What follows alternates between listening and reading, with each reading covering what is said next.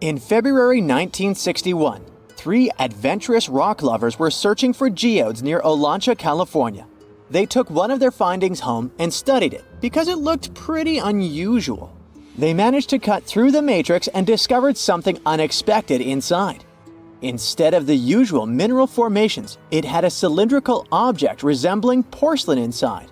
There was a metal shaft at its center, and around it, a hexagonal sheath made of copper and some unidentified substance.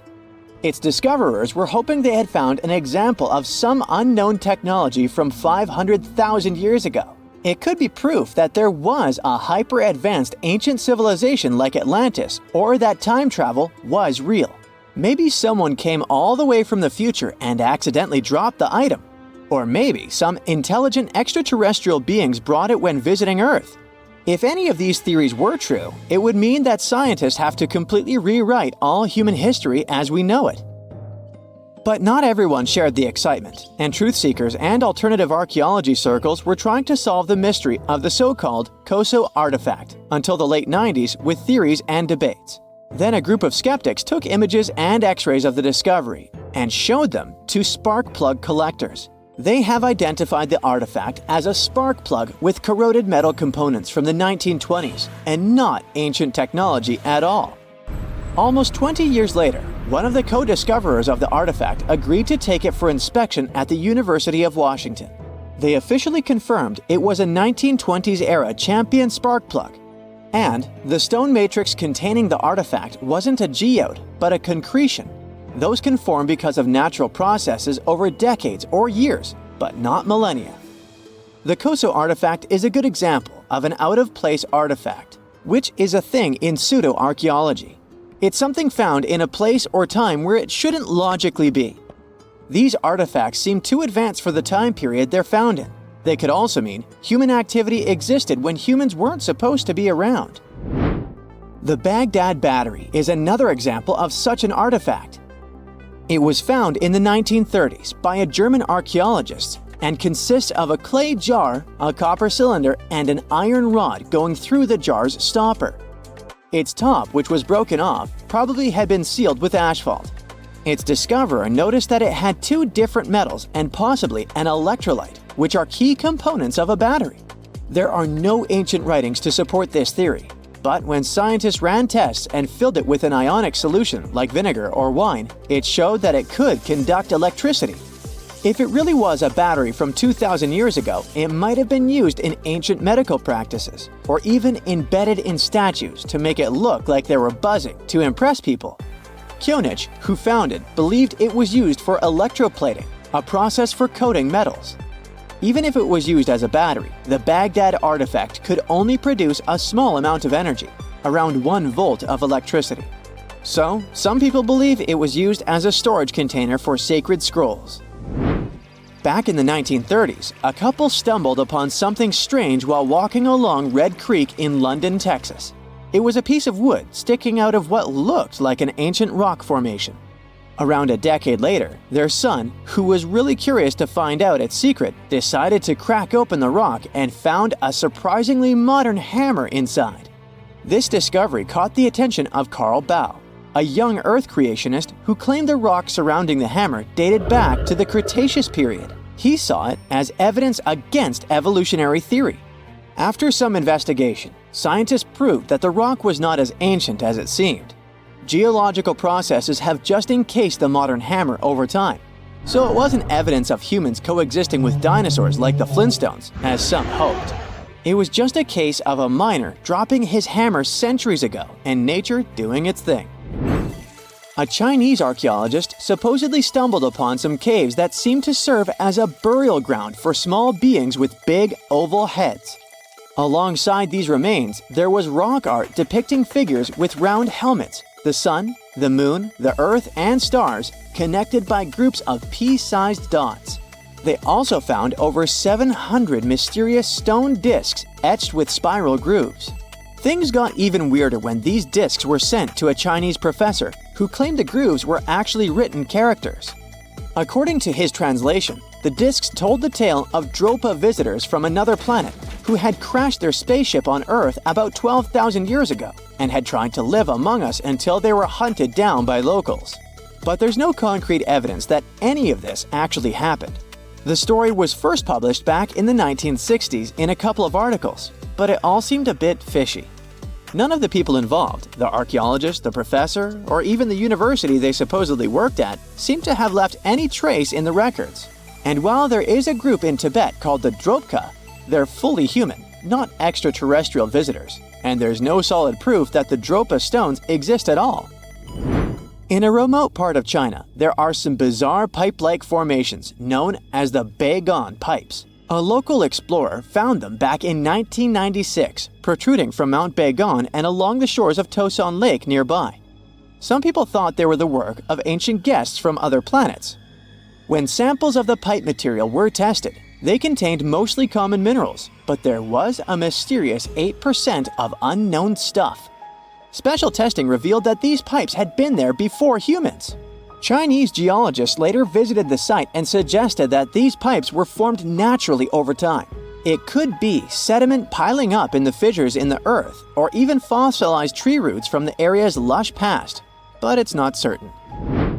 There's a mysterious terracotta head in Mexico with a hard-to-pronounce name, discovered back in the 1930s during a burial excavation.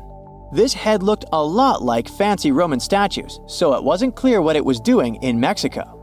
For some reason, the discoverer kept it secret for several decades. The head was found in a pyramid with 3 floors about 40 miles from Mexico City, alongside gold, copper, and pottery.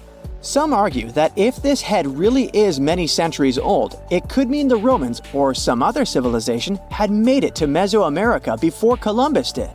There are also drift voyage theories mentioning a shipwreck after which some artifacts and survivors made it ashore. Some suggest that this figurine head was a little souvenir brought over by the Vikings.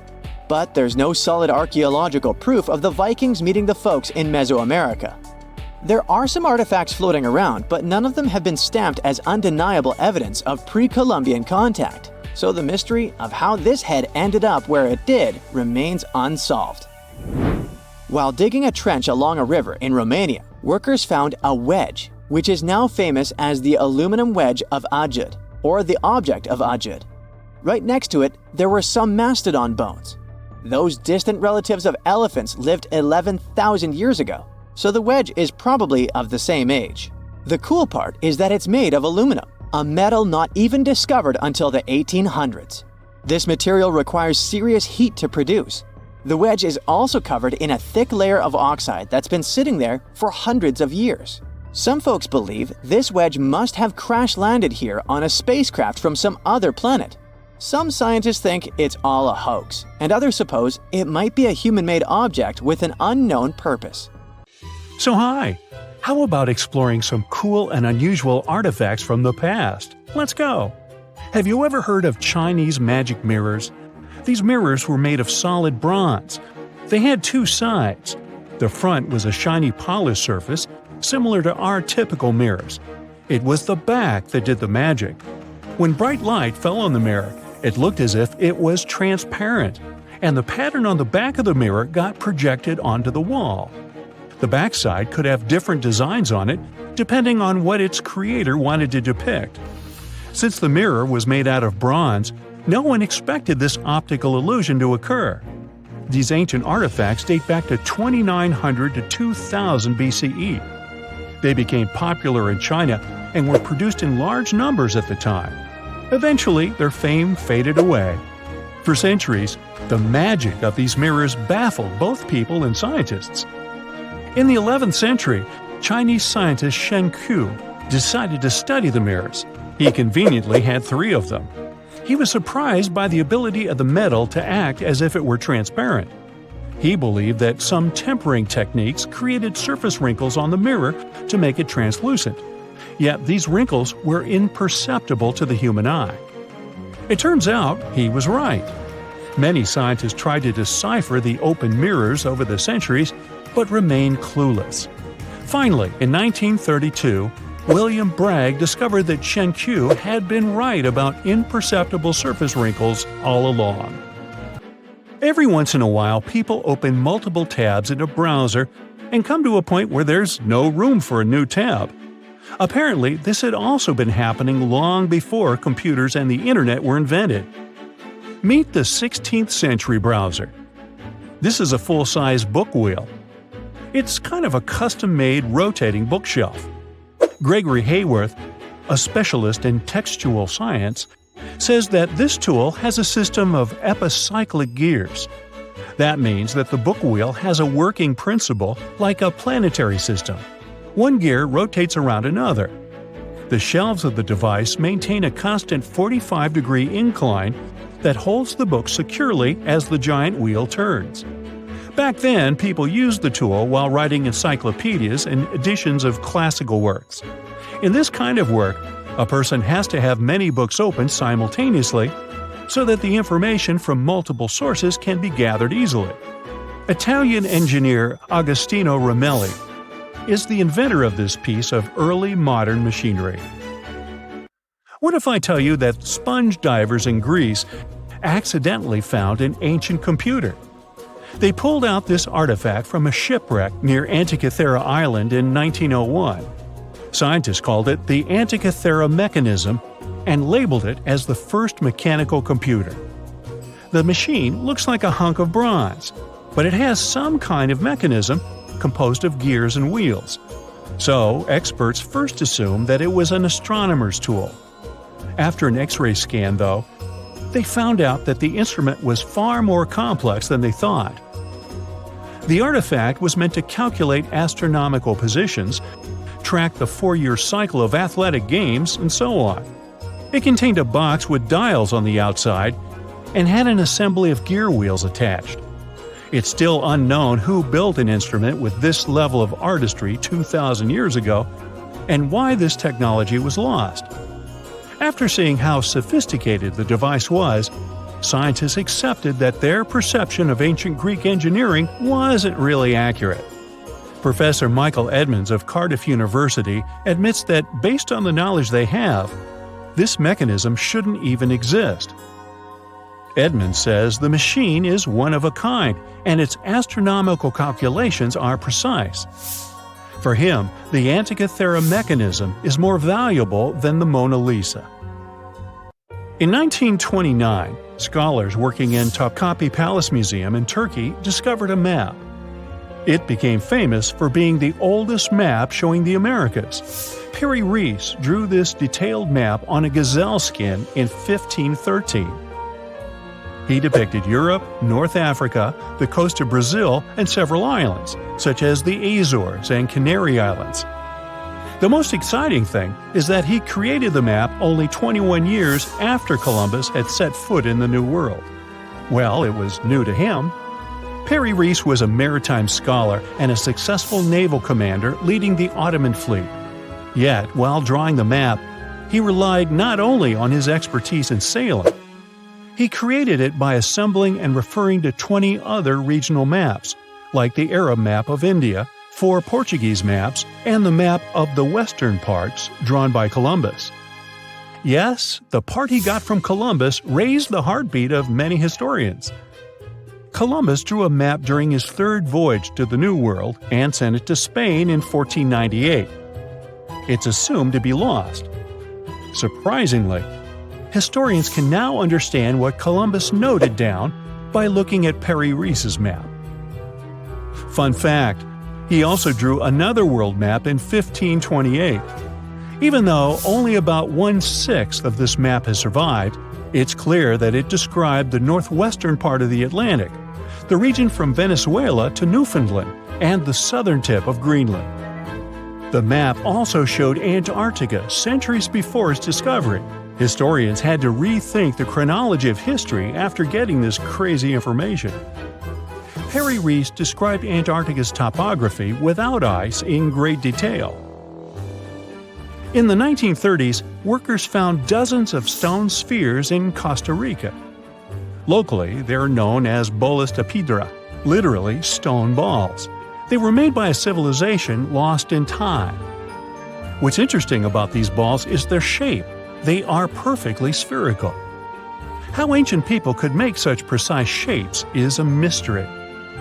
The spheres are of different sizes. Imagine a small one, like a tennis ball. Then put another one next to it, 7 feet in diameter. The largest spheres weighed 16 tons. Archaeologists are sure that these balls are human-made. Yet their purpose remains unclear. Some archaeologists claim that the spheres could represent the solar system or could be inspired by various stages of the sun and the moon. Others say that the stone's placement refers to the houses of chiefs. Most of the stone spheres were sculpted from granodiorite. It's a hard rock similar to granite. Experts believe that ancient people used smaller rocks from the same material as tools to shape these spheres. They also think that sculptors probably heated portions of the stones and then cooled them rapidly. This could have helped them to remove the outer layers of rock.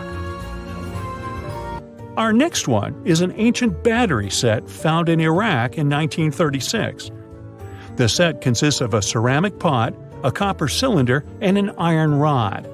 At the top, the iron rod is isolated from the copper by asphalt, and both the rod and cylinder fit inside the mouth of the jar. The copper cylinder isn't watertight, so if the pot was filled with a liquid, it would surround the iron rod as well. Archaeologists focus more on the oxidized iron rod because the vessel just needed to be filled with an acid or alkaline substance to produce an electric charge. After examining this bizarre artifact, an Austrian archaeologist hypothesized that the instrument made use of chemical reactions to generate electrical energy. That's why they likened the instrument to a battery. An ancient civilization might have used it for some kind of electrotherapy. Yet there isn't any electroplated object known from this period. So Koenig's hypothesis was rejected by many archaeologists, but nobody has proven him wrong either. The origin and purpose of the vessel remain unclear to this day. So, want to see the world's oldest art studio? In 2011, archaeologists found 100,000-year-old shells in a South African cave. Those shells were used for paint making. A coating of bright red powder on the inside of a pair of shells is the proof. Archaeologists say they found a complete kit used to produce a pigmented mixture. Now, in a different part of the cave, several paintings were displayed with little price tags on them intended for sale. Nah, just kidding. Although that big one over there would look good over my couch. On October 30th, 1759, the inhabitants of the Middle East were jolted awake by an earthquake. Cracks appeared in the walls of their homes, roofs began to crumble. People ran out of their homes and gathered in open areas. But because of strong shocks, they kept losing their footing and falling. A month later, there was another earthquake, but it turned out to be even stronger. Trees broke, houses collapsed, deep cracks appeared in the ground. The disaster lasted for 2 minutes. Oases, roads, and cities were destroyed. Incredibly, Baalbek's ancient buildings withstood earthquakes. Some historians state that this majestic and mysterious place was built during the Roman Empire, but many researchers disagree. Whatever the truth is, the city is one of the main archaeological phenomena of humankind. The most amazing building of Baalbek is the Temple of Jupiter. The inhabitants of the Roman Empire believed that Jupiter held power over lightning and thunder.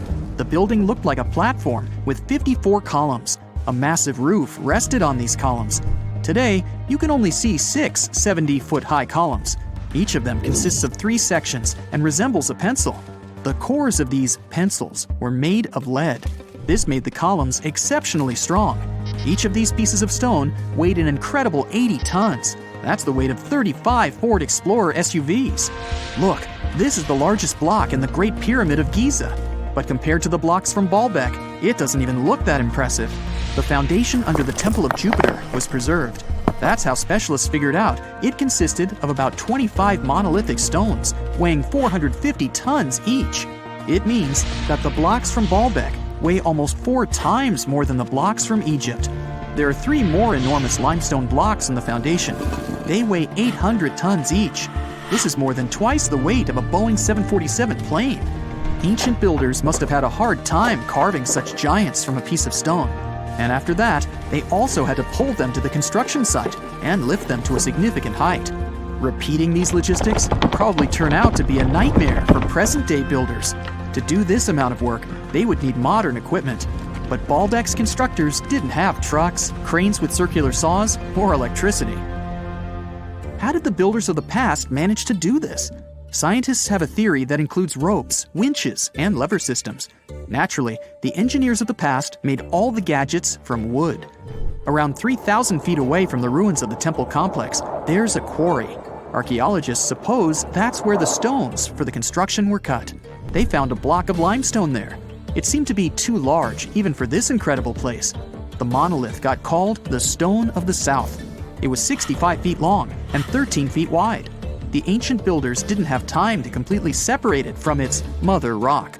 A group of scientists from Austria estimated that this piece of limestone weighed more than 1,000 tons. That's like 3 Boeing aircraft or 160 African elephants. There was another surprise awaiting the archaeologists near the Stone of the South. It was the second monolith that weighed more than 1,200 tons. But the ancient builders didn't stop at that. They continued to work. In 2014, in the same quarry, German archaeologists unearthed a block that weighed 1,650 tons. No one has figured out yet why people of the past needed a piece of stone that weighed as much as 125 school buses. It's also unclear how they were going to move this giant and why they didn't finish the job. In any case, this third monolith is the largest processed piece of stone in human history. There are more questions than answers. Some researchers believe that people of the past had high-tech equipment. Others don't think so, but are eager to understand how the builders managed to move those stones. There's a huge number of ancient buildings and artifacts on the planet. Lots of them make researchers scratch their heads. Near the Pyramid of Djoser in Egypt, archaeologists have found a network of tunnels. This place is called Serapeum. It contains 24 sarcophagi weighing from 70 to 100 tons. The giant boxes are carved from a single piece of granite and covered with heavy lids.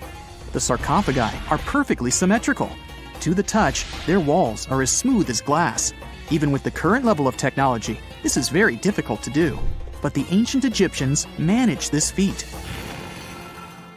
The Lycurgus cup is a priceless artifact and example of ancient nanotechnology. It's made of glass that can change its color. If you put a source of light in front of the cup, it turns green. If the light is behind the goblet, it becomes deep red. In this case, the figure of Greek king Lycurgus turns pale purple. Scientists understood how this color change worked only at the end of the 20th century. Through microscopes, they saw nanoparticles of silver, gold, and copper. They had been added to the glass matrix. Thanks to this, you can observe a color change called dichroism. Interestingly, the gold and silver were grounded into a fine dust. It's almost impossible to do this by accident. Most likely, the ancient experts knew for sure what they were doing. Bolivia has a curious place called Puma Punku. It looks as if an ancient giant played there with an enormous construction set. And after the game, they forgot to put the pieces back into the box. But there are no giants, and the huge stone blocks were carved by ancient builders over 1,500 years ago. Some of the rocks weigh 100 tons. The blocks were brought to an altitude of almost 13,000 feet above sea level from the quarry 60 miles away from the construction site. There's no forest in that area.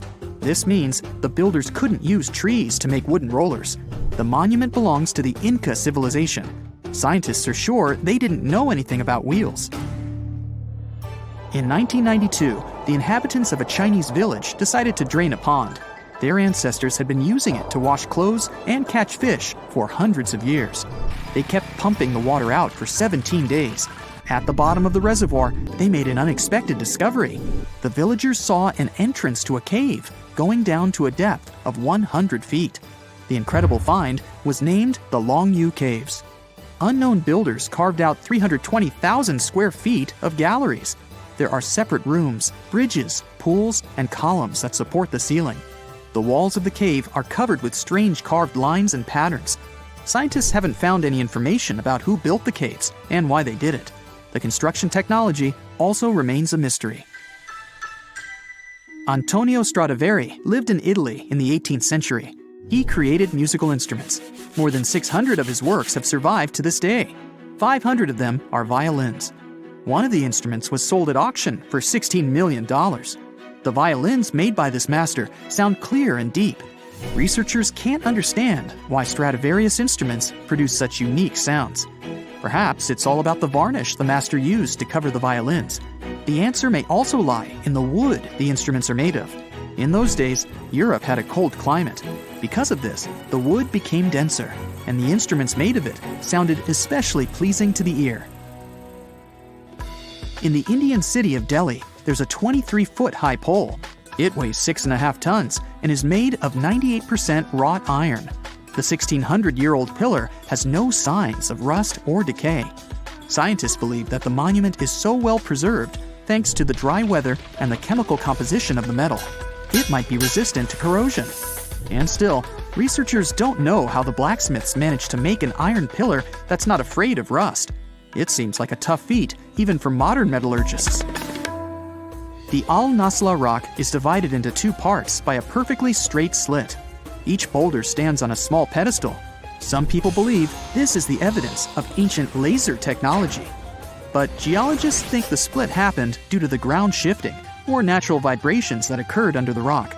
This process led to the appearance of the crack. It had been deepening for thousands of years, and gradually, the natural monument took the form you can see today. X-rays are a type of invisible radiation that can pass through our bodies and objects.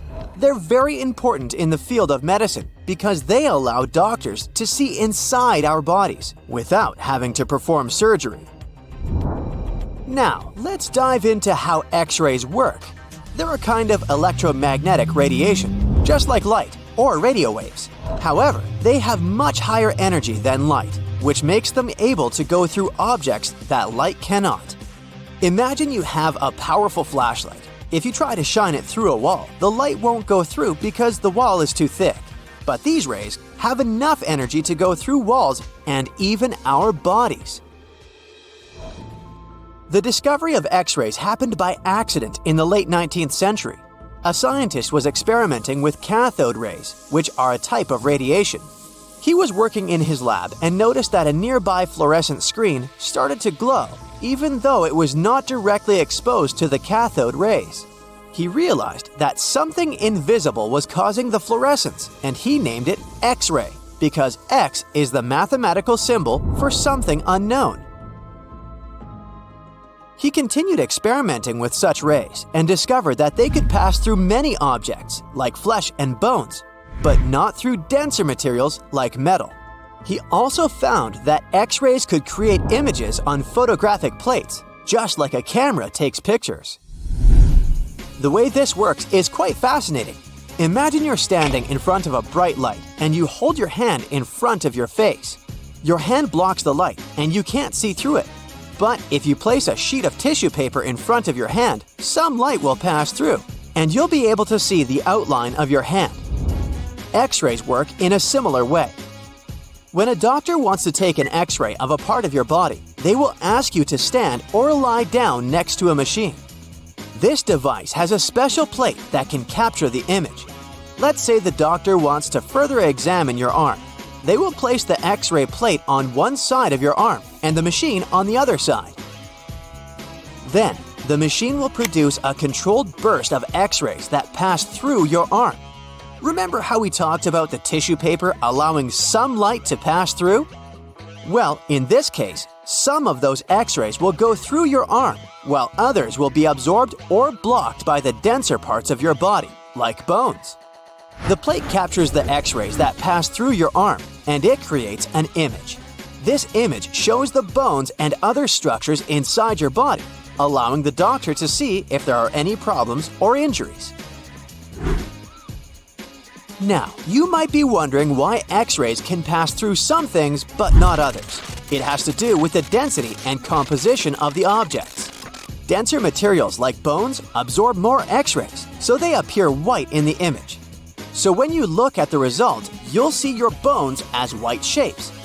Other tissues like muscles and organs are less dense and allow some of those rays to pass through, so they appear as gray shadows. What if I told you there's a whole new way you can peek inside objects, but without using X-rays? I'm not talking about magic powers. Take a comfortable seat while I explain what myography is. This fascinating scientific technique allows us to see inside objects and even beneath the Earth's surface using a special type of particle called a muon. These elementary particles are very similar to electrons, but they're much heavier. They are created high up in the Earth's atmosphere when cosmic rays, which are particles coming from space, collide with the air molecules. Now, muons are special because they can pierce through different materials. They can pass through rock, soil, and even buildings. Scientists realized this potential back in the 1950s when they were studying cosmic rays and noticed that some of the particles could pass through thick materials. The first muography experiments took place in the 60s. Specialists discovered that muons can be detected using special devices called muon detectors. These detectors are usually placed underground or in specially designed laboratories to shield them from other particles and background radiation. Now let's dive into how muography actually works. Imagine you have a large object, like a pyramid, a mountain, or even an ancient statue, and you want to see what's inside without damaging it. First, detectors are positioned around the object or in the area you want to examine. These detectors are sensitive to muons and can track their paths. When such a particle passes through a detector, it leaves a trace, like footprints in the sand. By collecting data from multiple detectors, scientists can reconstruct the paths.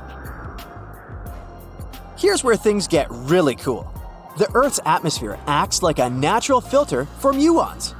It turns out that the more massive an object is, the more particles it will block. So, if you have a large, dense object like a mountain, fewer muons will pass through it compared to a smaller, less dense object, like an empty box. This difference in the number of particles that reach the detectors can give us clues about what's inside the objects. Scientists use computer algorithms and mathematical techniques to analyze the data and create images. These images represent the density distribution of the object being studied. It's like creating a map that shows where the densest areas are and where there's gaps inside the object. The concept of muography is similar to using shadows to understand the shape and size of an object. Imagine you're standing in front of a bright light and you place your hand between the light source and a wall. You'll see a shadow of your hand on the wall.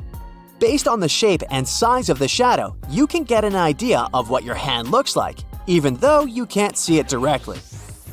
This technique has been used to study various objects and structures. For example, scientists have used it to explore the inside of volcanoes and pyramids, and even to investigate the structure of mountains and the Earth's crust. With the help of this amazing technique, scientists have now uncovered new information about the Great Pyramid of Giza. They discovered something that had eluded tomb raiders for centuries. They found a hidden chamber. And guess what they named it? The Big Void. Yeah, I know, not the most creative name. They even used 3 different muon detection techniques just to be super sure that it was indeed a big, mysterious void inside the grandest pyramid of them all. Once news got out about this mind-boggling discovery, Egyptian authorities couldn't resist the temptation to explore further. So, they brought in an endoscope camera to confirm the existence of this epic void. So, they inserted a camera through one of the openings underneath the entrance, and voila! It revealed a corridor. More so, the corridor had a chevron ceiling. I can't help but imagine the ancient Egyptians using it as a cool dance floor. Another team of scientists decided to take another shot at scanning this newfound void. According to them, the Great Pyramid of Giza is a pioneer in the pyramid game. It used a technique called chevron to cover internal structures and keep them from collapsing. Now, why did the ancient Egyptians build this corridor and the grand void it leads to? One theory suggests that the corridor was built to relieve pressure inside the pyramid. Another theory says that the void could be a result of the pyramid's construction process. It could have been an internal ramp used to move roof blocks into position. and then it was left there or filled loosely with rubble. According to other enthusiastic explorers, there might be another burial chamber waiting to be discovered. They believe that the pyramids were built with a dash of randomness in the construction process. As the builders worked their magic, they realized that some chambers wouldn't be able to handle the weight of a majestic sarcophagus. So they made adjustments on the fly, creating new plans as they went along. Have you heard of Göbekli Tepe? It's an ancient site in Turkey that literally made historians rewrite history books. Over 11,000 years ago, a group of prehistoric humans crafted an enigmatic masterpiece that's even older than Stonehenge.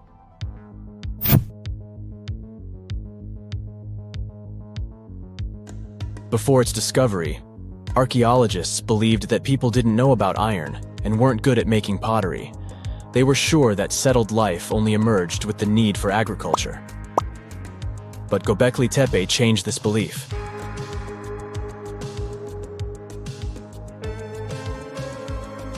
The place has revealed that it was the temple that paved the way for a settled life, not agriculture. Until this discovery, researchers believed that farming was the catalyst for sedentary living. Meet Professor Schmidt, the guy whose findings changed this theory. He managed to prove that hunter-gatherer communities laid the very foundations of this way of life.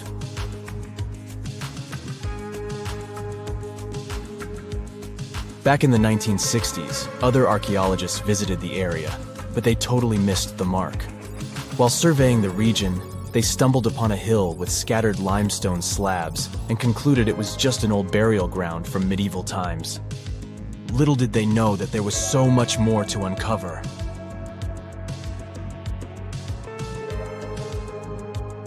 In 1994, Schmidt embarked on his own survey of prehistoric sites in the area. Surprise! He instantly realized he had discovered something truly extraordinary. Unlike the nearby flat and barren plateaus, Göbekli Tepe had a gently rounded top, rising 50 feet above the surrounding landscape.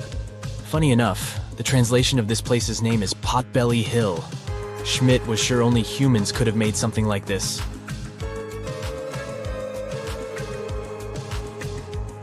Those broken limestone pieces that were mistaken for gravestones turned out to be way more exciting. It was like stumbling upon a hidden treasure. The pieces took on a whole new meaning, and Schmidt with his team was about to dive into the secrets waiting beneath the surface. To their surprise, they found no traces of a settlement. No hearths for cooking, no houses, and none of those adorable clay figurines commonly found in nearby sites of similar age. However, they uncovered that those ancient people used tools like stone hammers. So, Schmidt and his team put their heads together and took a wild guess at the age of Göbekli Tepe's stone structures. Their estimation got backed up by some limited carbon dating done right at the site. The ancient vibes of this place were finally starting to make sense. It was like a puzzle slowly coming together.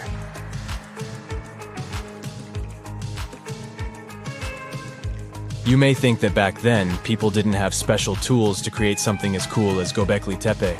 Not true. Turns out, these prehistoric folks used flint tools instead of fancy metal chisels.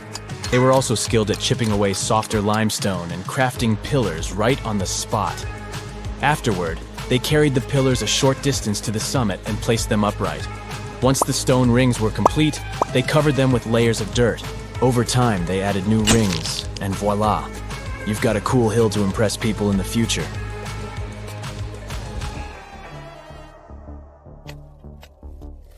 During their first year of excavation, the team went through 15,000 pieces of animal bones from wild creatures.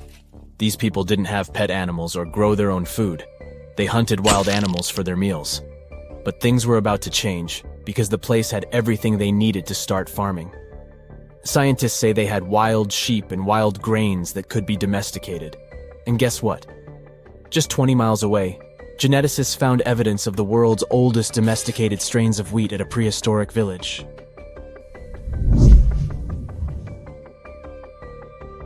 These amazing findings have completely changed how we view civilization. In the past, experts believed that people needed to learn how to farm and settle in one place before they could build temples and develop complex societies. But guess what? Schmidt's research flips that idea on its head. He claims that the incredible effort put into constructing these astonishing structures actually set the stage for the development of advanced societies. It means that societal and cultural changes happened before agriculture. Schmidt has this fascinating hypothesis about Göbekli Tepe. He thinks it could have been a special burial site where people left their loved ones. And here's the twist. The burial site was adorned with fancy statues and symbols representing deities from the spiritual realm. The idea that Göbekli Tepe could have served as a sacred place adds another layer of complexity to the whole story. While the site's true purpose may remain elusive, Schmidt's insights invite us to consider the profound interplay between life and the afterlife, and the deep reverence ancient hunter-gatherer societies may have had for their departed ancestors. Now let's talk about the stars of the show, the mesmerizing T-shaped columns that dominate Göbekli Tepe. These mysterious structures range from 10 to 20 feet tall and most likely represent stylized human figures. But one figure stands out from the rest, the three-dimensional lion relief. This depiction really fires up our imagination. Why? Because it hints at the possibility that lions roamed Anatolia during the Neolithic period.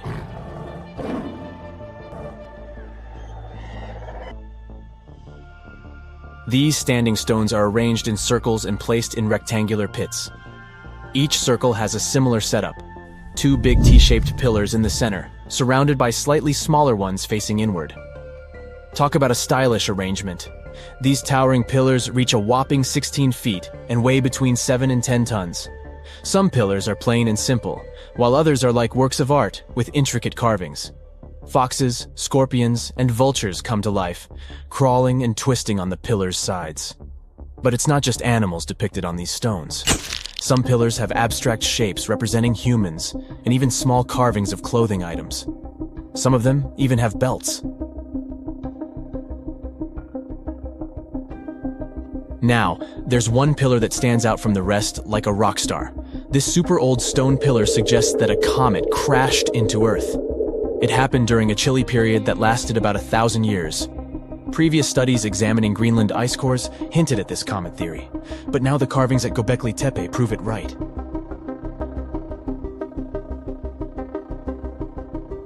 The carvings on the pillars are like a historical comic strip. They even show a headless human figure. Researchers fed the images into a computer and discovered their connections to constellations, indicating that this temple might have been an ancient observatory. It's like our ancestors were trying to document this cataclysmic event in their own unique way. Archaeologists have been excavating and researching Göbekli Tepe since the mid-1990s, peeling back layers of history and providing us with a deeper understanding of the intricate relationship between various elements. They have no plans to stop the whole process for another 150 years. Who knows what else they'll find? You see, Göbekli Tepe has been labeled purely as a ritual site with no signs of domestic activities. We were led to believe that the absence of water meant it couldn't support semi-sedentary communities. But scientists believe it's time to shake things up and approach Göbekli Tepe with fresh eyes. It's time to question what we believed before and use new evidence and different ways of thinking. Like, there might have been a group of people living in the area who didn't stay in one place all the time. They moved around a bit but still had their own civilization, living in the area semi-sedentarily. Göbekli Tepe is not just home to a single temple, but an astounding collection of over 20 ancient structures. As archaeologists delve into the depths of this wonder, they are unraveling its unique layout, featuring two prominent focal points at the heart of each establishment, complemented by smaller structures and dividing walls. What's even crazier is that in this area, there are over 200 obelisks, which are narrow tapering monuments. Now, have you ever seen cricket balls that are 3 billion years old? Klerksdorp spheres were found in deposits of the mineral pyrophyllite in South Africa and rock the science world. They do look like tiny ancient cricket balls with seams like lines around the middle. Back in the 1980s, some folks claimed these spheres had been made by an advanced pre-flood civilization we know nothing about. One museum curator shared stories about how they rotated on their own in a display case.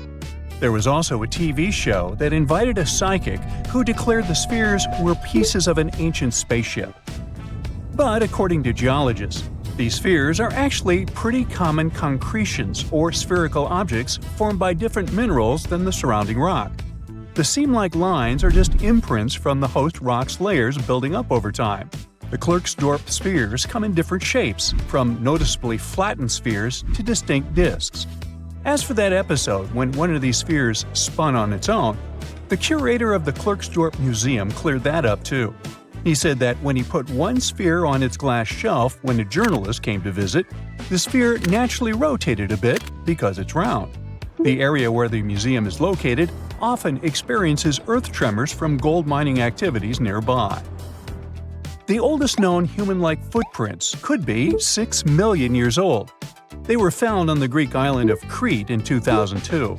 If the number is correct, it would mean that early human ancestors may have migrated between Europe and Africa much earlier than we previously thought. This doesn't mean Africa is not the cradle of humankind, though. It could just prove that early human ancestors moved back and forth between continents. Some researchers believe the footprints were left by a bipedal creature possibly related to an early human ancestor nicknamed El Greco. According to scientists who studied them, the footprints have a very human-like shape, with 5 toes and a parallel big toe. Some scientists are skeptical about it and suggest the prints might be from a late European ape. The new study analyzed fossilized marine microorganisms found in the sedimentary rocks to determine the footprint's age and prove it's actually 6 million years. The next amazing find that keeps scientists entertained is the Dorchester plot.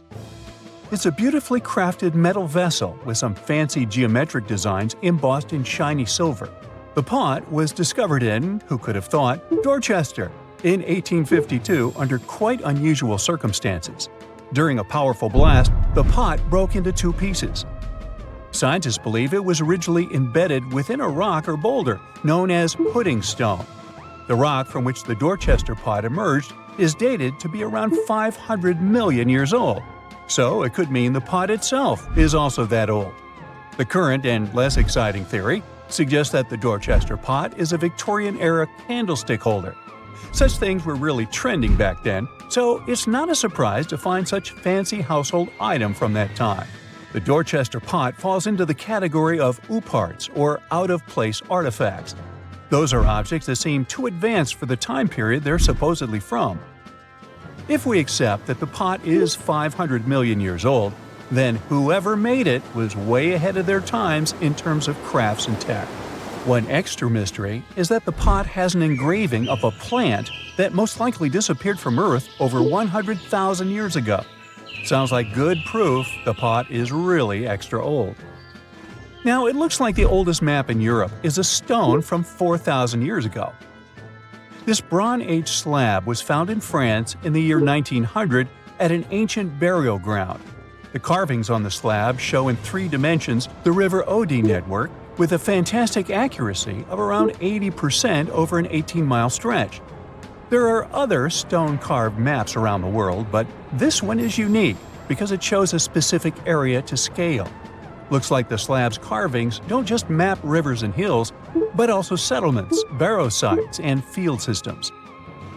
Archaeologists say the slab wasn't used for navigation, but rather to symbolize power. The detailed markings on the slab might have served to illustrate the domain of a local ruler, possibly a prince or king, to show their control over the territory. When the ruler lost power, the slab was likely repurposed as part of a burial vault. The unique artifact was stored in the cellar of a museum.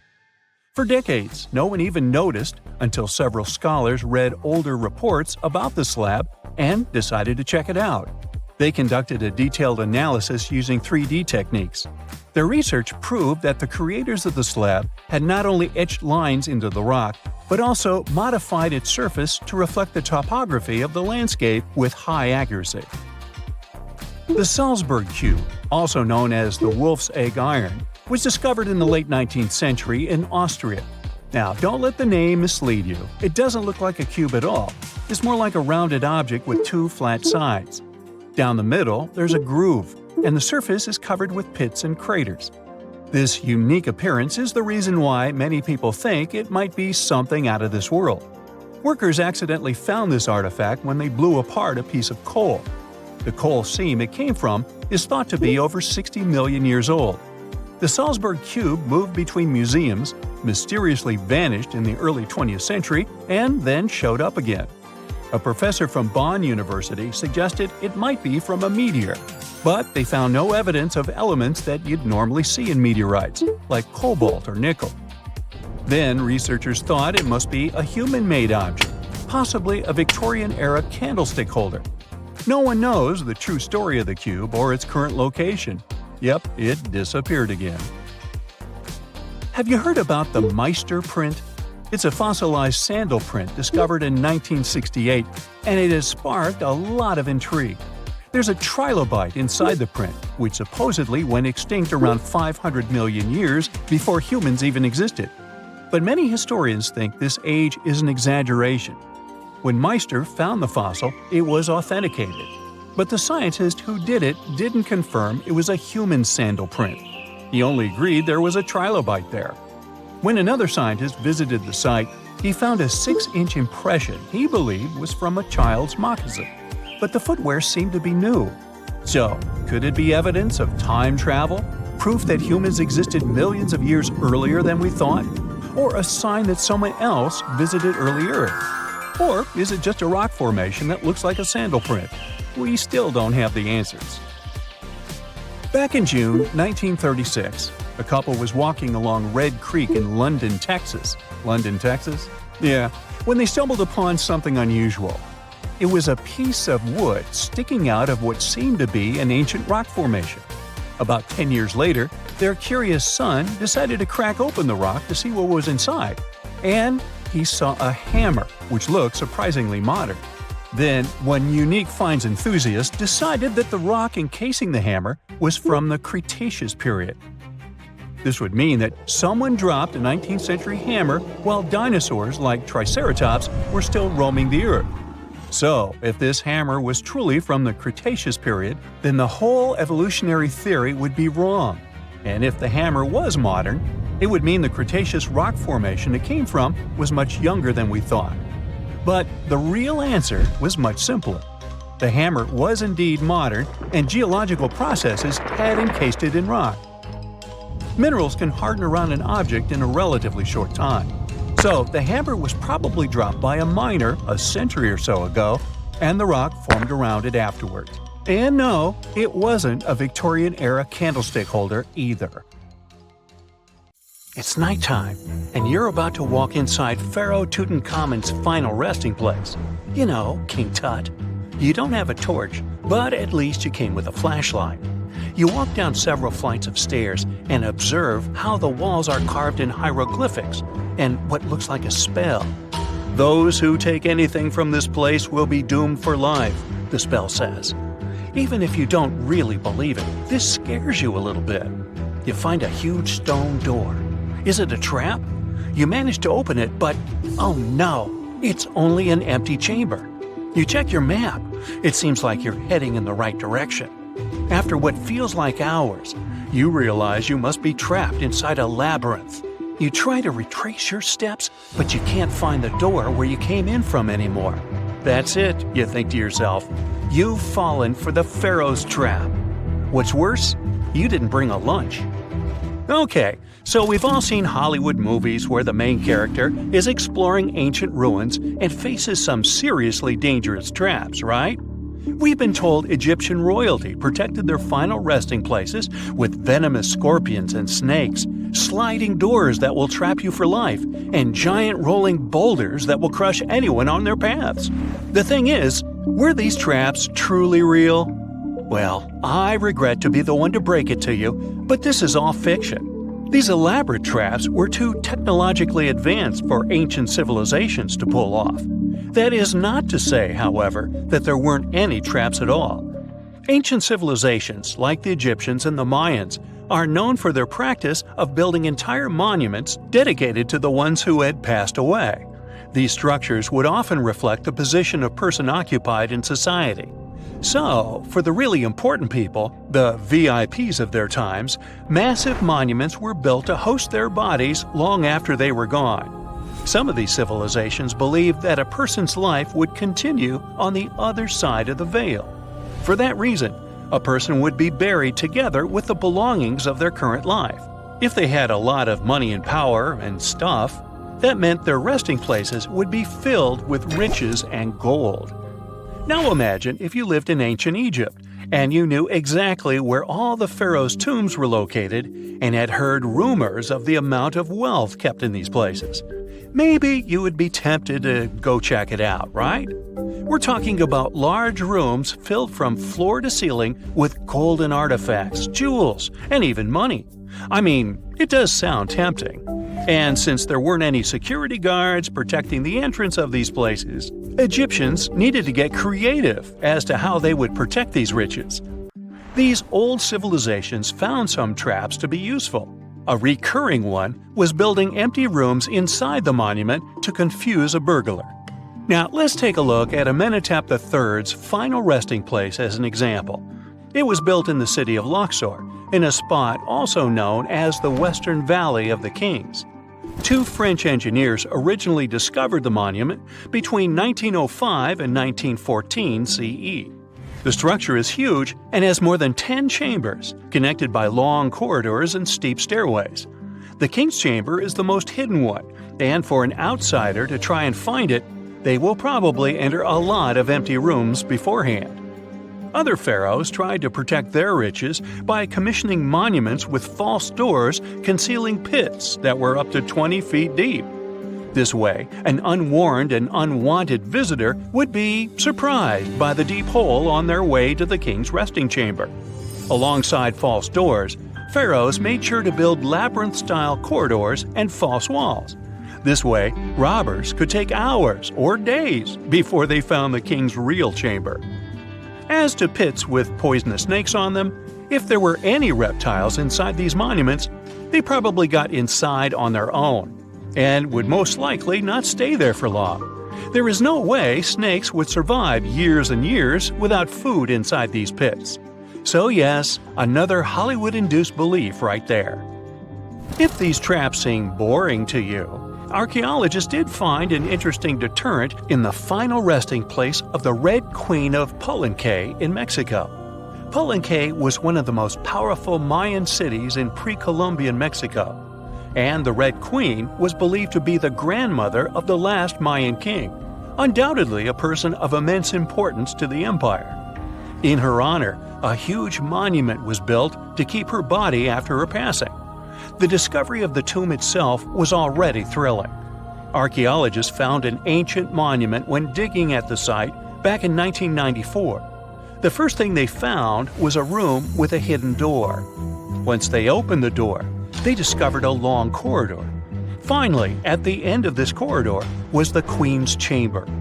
The team of archaeologists was beyond excited to unearth this chamber with the mummy of the Queen herself still inside it.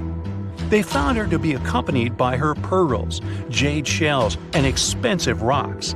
But as the team explored the remains, they saw something rather strange. The room was filled with a red-colored powder. Researchers knew that the color red was important to the Mayan people, and that much of their clothing and buildings were decorated with this color. But they didn't understand why the queen was buried with this unknown red substance. After they took a sample back with them for further analysis, they discovered that the red powder was cinnabar, a very dangerous mineral. This powder, when inhaled, can cause, shall we say, severe health damage to a person. The team concluded that this could only be a trap for anyone trying to steal her riches. Okay, so dangerous powders might have worked as the most intense traps we've seen until now. But perhaps the cheapest way to keep out unwanted visitors was to advertise spells written out all over the monument. We'd probably laugh at these today, but back in the day, they were more or less effective. Spells usually said that the person who took anything from that place would meet a tragic fate. Some spells said that robbers would lose their houses in big fires or terrible floods. Other spells said burglars would have incurable and undiagnosed health issues, but they weren't really enough to stop people from taking any gold. There are some stories surrounding how these spells might have been real. One of them is from the famous British Egyptologist Howard Carter, the one responsible for unearthing Pharaoh Tutankhamun's resting place in the 1920s. After months of unsuccessful digging, Carter discovered the tomb's existence by chance. He found the entrance to a stairway right beneath the soil where he had been searching all those months. With the help of a team, he cleared the piles of sand blocking the stairs and discovered a doorway. The door had several royal symbols carved into it, and Carter knew this could only mean a very important person had been buried there. And he was right. With a chisel, he made a hole in the top left-hand corner of the doorway and lit his vision with the help of a candle. He couldn't believe what he was seeing, the reflection of several golden and jeweled items crowding the chamber before him. Lost for 3,000 years, Carter had just discovered the final resting place of King Tut. But the story didn't finish here. This discovery was accompanied by a series of unfortunate events that led people to believe it had something to do with the pharaoh's spell. Carter himself mysteriously passed away just a few years later, and some of his assistants lost their houses in floods, just like one of the spells threatened. Some say it's just coincidental, as there's no real proof of these things being connected. Well, what do you think? Was this an effective trap after all? The year is 1923. Two teenagers sneak out of their homes in the middle of the night in Florida City. Rumor had it that an old man was building a rock castle by himself. But every time someone tried to see what the old man was doing, he would stop working. The curious teens managed to sneak into Ed's backyard and saw something they could later describe as magic. They recalled seeing rocks moving around like helium balloons.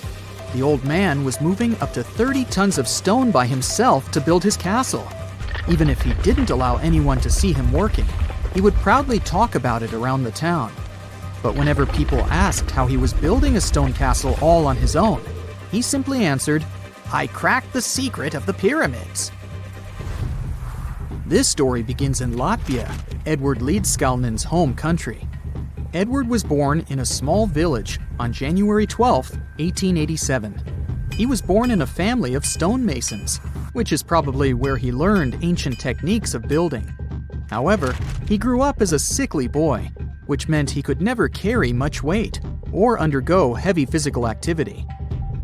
At the age of 26, an unfortunate turn of events determined Ed's fate. The love of his life broke off their engagement, and heartbroken Ed decided to move to the United States. He lived in a couple of American states before finally moving to Florida, where his life's adventure started. Ed spent years searching for the right spot of land to build his dream house. He always rejected good farmland. When people wondered why, he only smiled. Finally, when he bought land of his own, it was deemed terrible by his close friends. The soil was bedrock. He could neither plow nor farm it, but it seemed perfect for what he was seeking to build. Ed's close friends would often describe him as eccentric. When asked why he wanted to build a house, he would only say, "It's for my sweet 16. Someday she's coming back." Then, he changed the topic of the conversation. It took Ed about 30 years to finish Coral Castle, and he did it all by himself. He would only work under the cloak of night and never let anyone see what he was doing. The completed Coral Castle embodies a number of unsolved mysteries. If you were to visit the site back then, you'd have to go through a 9-ton, 8-foot-tall revolving gate door that even a kid could push with just one finger. Ed was so proud of this door that he originally named the site Rock Gate Park. It was renamed Coral Castle only much later, after Ed's passing. Once inside, visitors would access the incredible wonders of Ed's constructions: towers, mystic symbols, furniture, and swing sets, all made entirely of monolithic blocks of stone. The stones are set on top of each other, using only their weight to keep them together. And believe it or not, the entire park gathers around 1,100 tons of stone. Today, if you visit Ed's living quarters, you'll even see the simple instruments he used to construct all of this: chisels, hammers, ropes, and pulleys. The type of work he did is difficult even with modern-day equipment, let alone without it.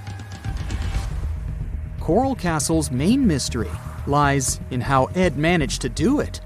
The only photograph of Ed Leedskalnin at work shows a simple leverage structure of a chain hoist attached to a wooden tripod. The tripod was made of old telephone poles with a small wooden box on top. What was in the box is, of course, a mystery. Unfortunately, he took his secrets with him, not sharing the truth of his work with anyone else. Yet, not all is lost, as there are many theories and speculation surrounding what could have happened there.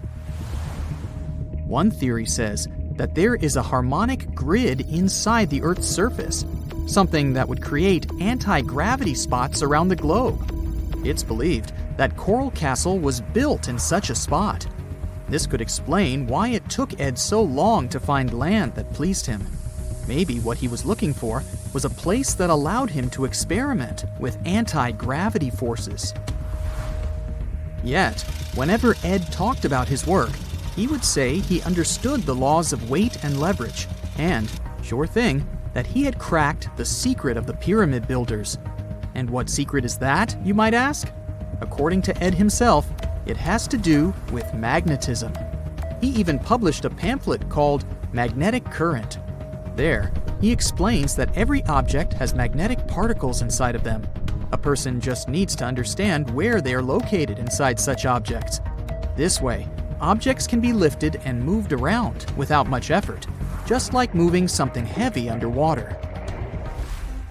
Researchers say that if we assume Ed Leedskalnin and the pyramid builders used the same technique, then it would only have taken 4,700 workers to build the Great Pyramid of Giza, instead of the 20,000 to 100,000 that is currently estimated. But this story just keeps on getting more and more mysterious. In the late 1920s, Ed was finishing the construction of Coral Castle in Florida City. Rumors about his work had spread around town. People said Ed was hiding a stash of money somewhere in his living quarters. One night, a group of men waited until Ed was alone and broke into the castle to rob him. They couldn't find the money and, luckily, didn't harm Ed. But in the following days, he decided that it was best he moved out of that land. Of course, he took more than his toothbrush along with him. Ed decided to move the entire Coral Castle to another land, 10 kilometers away from where he had built the park. Legend says he hired a truck driver and asked him to swear secrecy about what Ed intended to do. He asked the driver to look away while Ed loaded the truck by himself, moving all of the rocks without any help. With the truck loaded, Ed and his castle moved to Homestead, Florida, where the park is located until this day. In 1986, a group of engineers from Florida University was called to try to fix the park's gate entrance, the 9-ton revolving door that Ed was so proud of. They arrived with plenty of modern-day equipment, including a 20-ton crane. When the engineers took the door down, they noticed that Ed had used a strange circular stone at the bottom of the revolving door. The engineers couldn't understand how this frisbee-sized rock could withstand 9 tons of weight without breaking into pieces. They sent the rock to the geology department at the University of Florida, but the geologists simply returned the rock, saying they couldn't find a match of this rock in their databases. They couldn't determine its origin. The engineers put the 9-ton gate back into place, trying to use other techniques. At first, it didn't work without the base rock Ed had originally used. So, they had to cut the gate rock to make it work as a revolving door once again, proving that modern-day technology couldn't replicate what Ed had done single-handedly. Fast forward to 2011, and another man claimed to have cracked the code of the pyramid builders and Ed Leedskalnin himself. Wally Wallington, a retired construction worker from Lapeer County, Michigan, has managed to build using similar techniques to those used by Ed. Wallington is known for having built his personal Stonehenge in Michigan. He is said to have used simple machines, such as levers and counterweights, moving around multi-thousand-pound concrete blocks.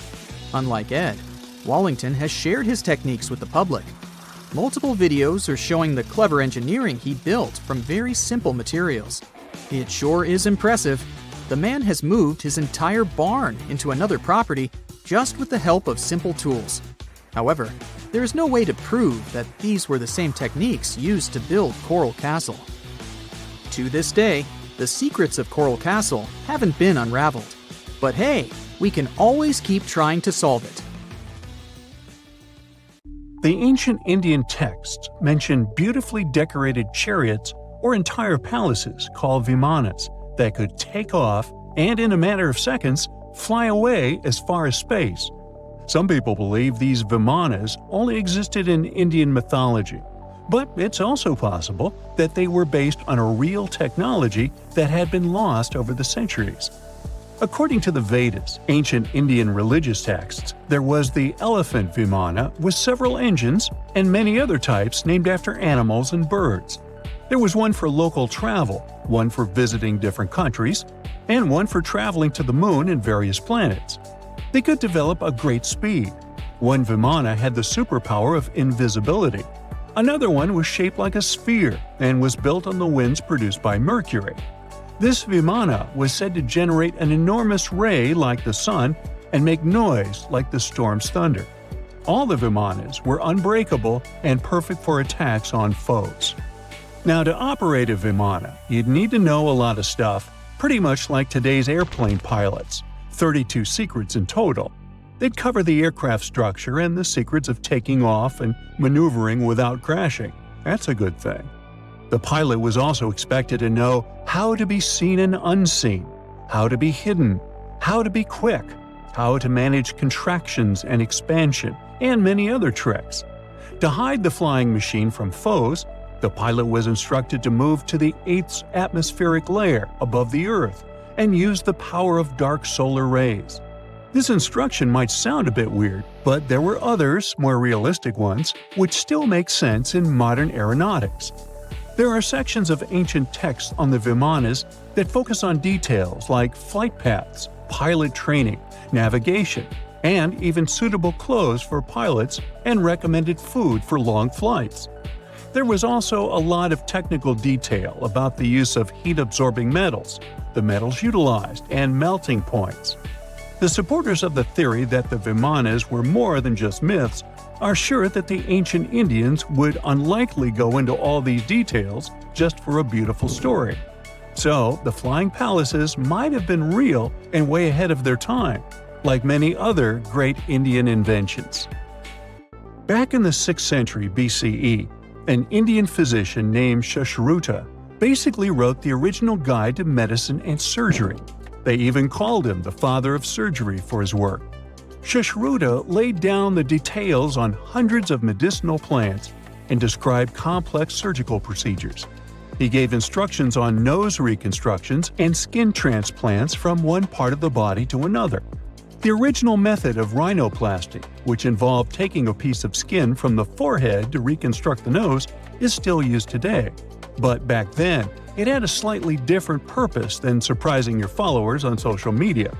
Those nose jobs helped out folks who had lost their noses as punishment for crimes or in fights. Now, you gotta thank an ancient Indian math prodigy for the invention of zero. It might not seem like a big deal, but without it, we would have no binary system and no computers. People before the 5th century CE were only thinking about some sort of a sign to indicate nothing. The invention made addition, subtraction, and other mathematical operations a whole lot easier. You can see the oldest zero in existence carved in the wall of a temple in Gwalior, India. The Indus Valley Civilization was using rulers in 1500 BCE and earlier. Made from ivory, these rulers were found during excavations in what is present-day Pakistan and northwestern India. They were widely used in architecture with amazing accuracy. They had units corresponding to slightly over 1 inch that were marked with precise subdivisions within 5 thousandths of an inch. The next invention is more of a concept than a physical item. Standardization is all about setting the rules based on a bunch of people, things, or interests. One of its cool applications that we've all gotten used to is standard weights. Whether you're using pounds or kilograms, you need these universal measurements for weight, right? For this, we owe a big shout-out to the merchants from the Indus Valley civilization who lived around 4,000 years ago. They were measuring everything from food grains to fancy luxury goods using these standardized weights. And their weights had decimal and binary mathematical systems going on. They didn't have high-tech gear, but they pulled off some serious precision using complex calculations and even sand for construction. Their art of standardization made its way to Persia and Central Asia, basically becoming the global weight-watching standard. So if yoga is your go-to exercise, you definitely have a personal reason to appreciate the ancient Indian geniuses. Over 5,000 years ago, during the rule of the Indus-Sarasvati civilization in northern India, yoga was first mentioned in the Vedas. Yoga was refined and shaped over the centuries until it grew into a massive teaching with over 200 sacred writings dedicated to this way of obtaining enlightenment. At the beginning of the current era, yoga got a new trajectory thanks to a Hindu writer who laid down a system of yoga in his text, the Yoga Sutras. It became a whole-body rejuvenation, a life-extending practice with poses that you are still doing on the mat today. Yoga has reached the Western world only in the 19th century, and it caught on like wildfire.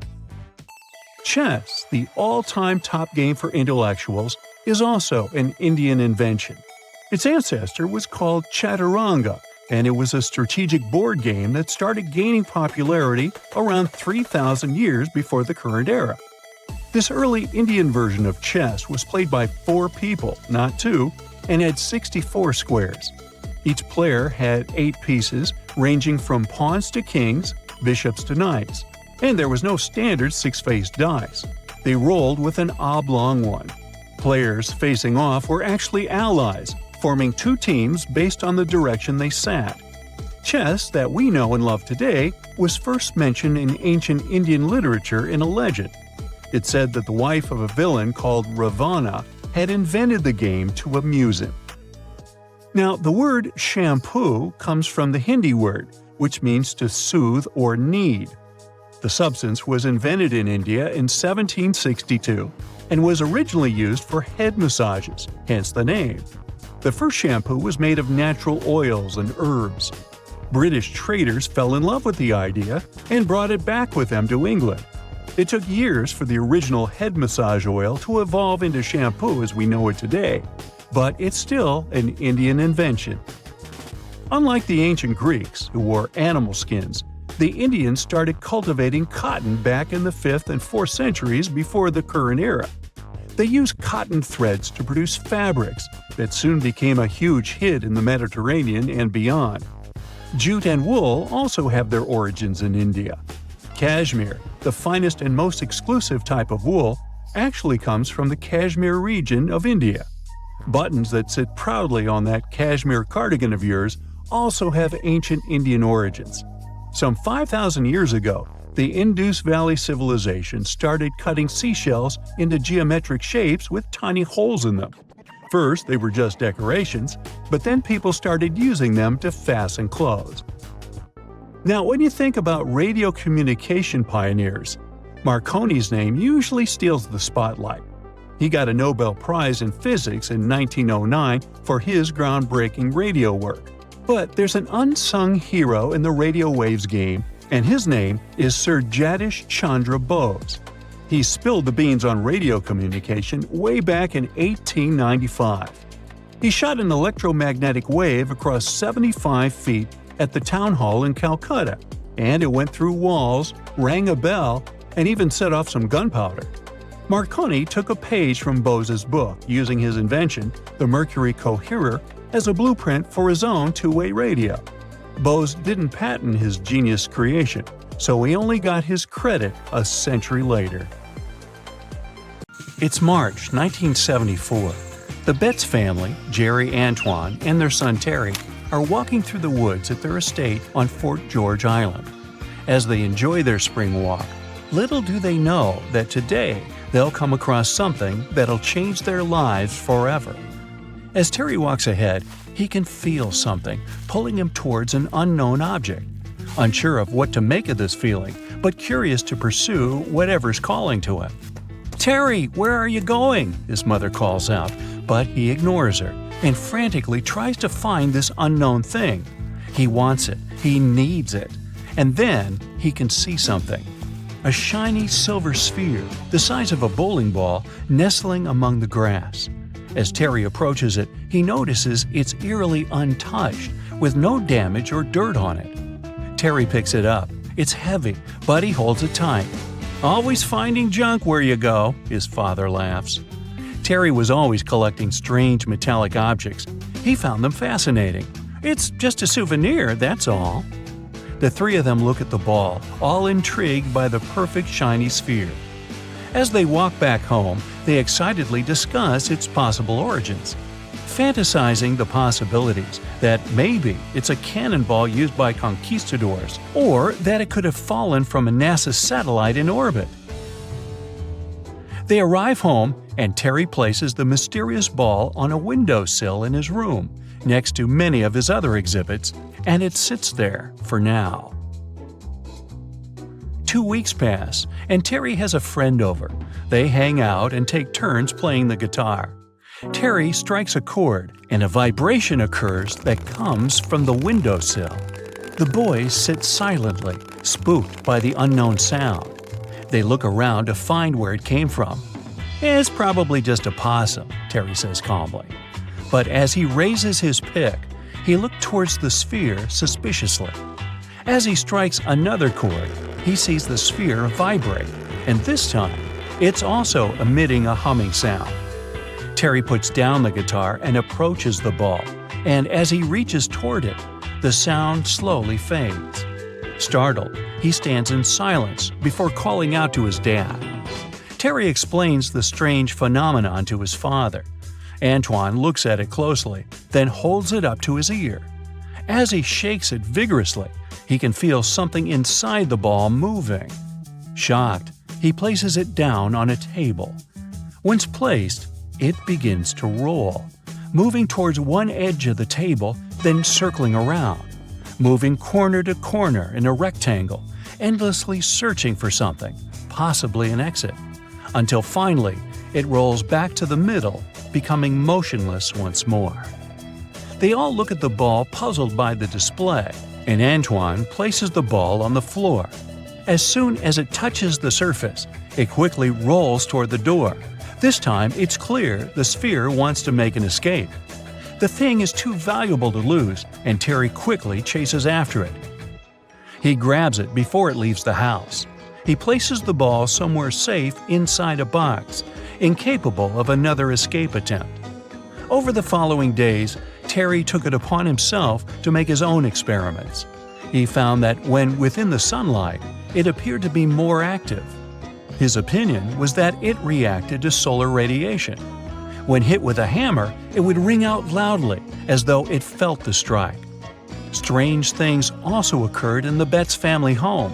Doors would suddenly slam shut at night, and strange organ music played throughout the house, even though they didn't own an organ. The family sat down to discuss the sphere. They felt it was something truly extraterrestrial, and they required professional advice. The authorities came to review the ball, puzzled by the object, as it moved in an unpredictable way. But they couldn't recognize what it was or provide an explanation for it. All they could confirm was that it didn't come from another planet. The Betts family disagreed and wanted a second opinion. They sent it to Dr. J. Allen Hynek, an astronomer and expert in the extraterrestrial. He spent 6 hours reviewing the sphere. Through his many examinations, the doctor found that the strange sphere emitted radio waves and had its own magnetic field. With this new information, the Bettses were interviewed by a reporter. The mysterious sphere quickly became famous. Its story spread in papers throughout the USA and even made the news internationally. Everyone wanted to know more about this mysterious sphere. A television crew soon visited the Betts house, hoping to experience the extraterrestrial object firsthand. The sphere was placed on the ground. It did its usual trick, and the visitors stood there, speechless at what they were witnessing. The reporters asked to place the family's poodle next to the ball to provide an indication of the sphere's size. As the dog sat next to it, it began to whimper and covered its ears with its paws, something it had never done before around the ball. The Betts family felt they had something truly valuable and insured it through Lloyd's of London, and if they left it at home, they had someone stay to watch it, ensuring no one would steal it or let it escape. But what was the mysterious Betts sphere really? When responding to the press, the spokesman from the authorities revealed the sphere was made from high-grade stainless steel. Although the sphere wasn't something they made themselves, it was still likely created somewhere on Earth. If it came from outer space, they advised it would be made from different elements. Their review showed the shell of the sphere is 1 inch thick and hollow inside. It weighed 22 pounds, the exact weight for that amount of stainless steel. It had no seams on it, the shell was scuffed in parts, and had a small triangular mark 3 millimeters long. They were sure it was just a steel ball. But they wanted to confirm further by using X-rays. They found small beads of residue inside. These beads would have been caught inside the object when it was manufactured. Clarifying why there was a feeling of movement inside the ball, they also solved the mystery of the strange movement. As it's a perfectly balanced sphere, sitting on the slightest uneven surface would cause it to roll.